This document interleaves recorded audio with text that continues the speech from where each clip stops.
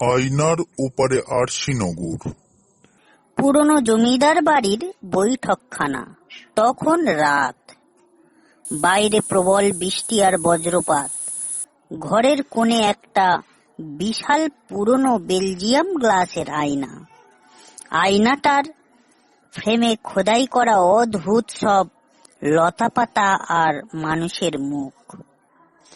বাড়ির ছোট ছেলে নীল একটা মোমবাতি হাতে আয়নার সামনে এসে দাঁড়ায়। সে আয়নায় নিজের প্রতিফলন দেখে হাসে। তারপর নীল আয়না থেকে মুখ ফিরিয়ে চলে যেতে শুরু করে, কিন্তু আয়নার ভিতরের নীল তখনও স্থির হয়ে দাঁড়িয়ে থাকে, আর আয়নার নীল ধীরে ধীরে মাথা ঘুরিয়ে আসল নীলের দিকে তাকায়। তার চোখ দুটো অন্যরকম।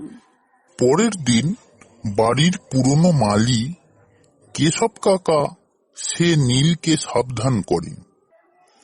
দাদা বাবু, ওটা কাঁচ নয়, ওটা দরজা।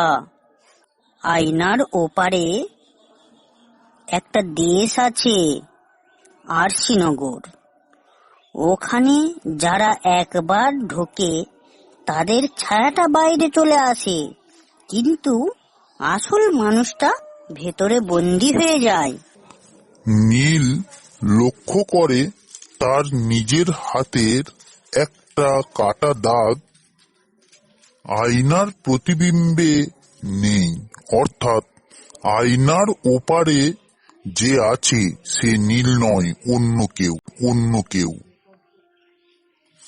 মাঝরাতে নীল ঘুম ভেঙে দেখে আয়নাটা কাঁপছে।